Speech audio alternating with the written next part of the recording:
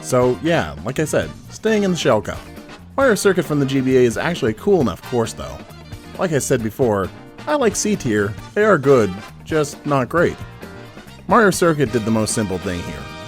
Take a basic track from the GBA, which, let's be real, is basically all of them, and took a chunk of the map and literally lifted it up. Is it lazy? I don't know, probably. Is it basic? Oh yeah. Does it work? Yes.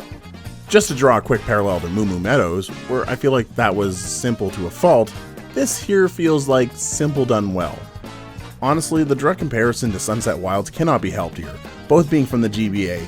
I think Wilds' jump to HD might have better lighting thanks to the sunset, but Mario Circuit just feels more complete.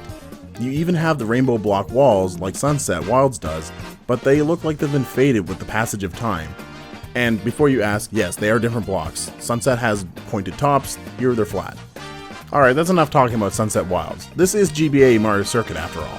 Let's jump right into the biggest piece of this course, the anti-gravity lift. It's a very silly thing to do to make it stand out, but perhaps this is just a less is more moment? Because it's so simple, I think there's a little more sense of scope with the anti-gravity gimmick. The straight line up and swing around U-turn back down gives it more of a carnival ride feel. Something like a carousel or the yo-yo, or whatever other ride you might want to call it. I mentioned how many tour courses often have a showcase moment on their tracks, and I think this is kind of what Mario Kart 8 did to have that effect in the base game. It's definitely simpler, but it's also part of the race, not just something to drive through. Less spectacle, more gameplay. And I dig it. Also, I love the cartoony looking lift that elevates the track. The bright colorful blue and yellow are so out of place here that it's funny. Though, that's really only because it's a nod to a really old Nintendo toy product. Their Ultra Hand toy was an old product that was sold in the 60s, and I even remember being able to get an Ultra Hand video game off of Club Nintendo. That's what I call a deep cut into Nintendo's history. It is really baffling though with all this detailing, because the trees are positioned from a 45-degree angle from the ground. I think this is a misstep because the beginning of the course lifts the track.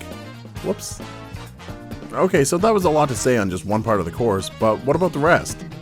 It's pretty much the same as the original track. It kind of bends and straightens like any other race circuit track would. It's a normal road on a grassy plain, which makes it fairly uninteresting.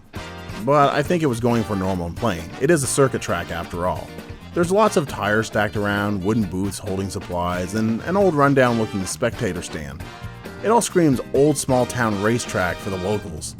Like, maybe it was a big deal in its heyday, so maybe simple is what they were aiming for, but racetrack pavement and grass is about as common as it gets. To spice up the track a little more, there's also oil on the road, with some pylons to warn you. This makes a nice touch for the homey old narrative that this track is aiming for, as well as making a few obstacles that are also pretty easy to spot. It's clever! And the spectator booth also houses something of a pit stop to grab an extra item, and even boost pad back into the races. It's nice.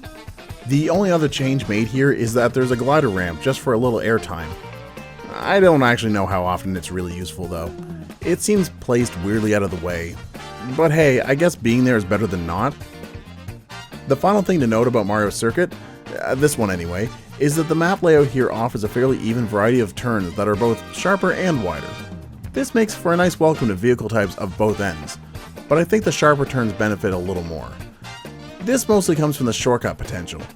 Nearly every turn offers a chance to use a mushroom through the grass and really get ahead, so if you can turn sharper, you can get a sizable lead. I'm not as big on mushroom shortcuts since there's little risk to them, and this stage really only offers the one kind. But that's really the shakedown of it. GBA Mario Circuit really does offer little at first glance, but Mario Kart 8 definitely knew how to maximize on that simplicity. But even then, simple only takes it so far, landing it in 72nd place. Tomorrow, we're finally revisiting the Wii for a stage that I personally hated the original for. If you don't want to miss out, then subscribe so that you're notified when my next video goes live. And hit that like button while you're down there.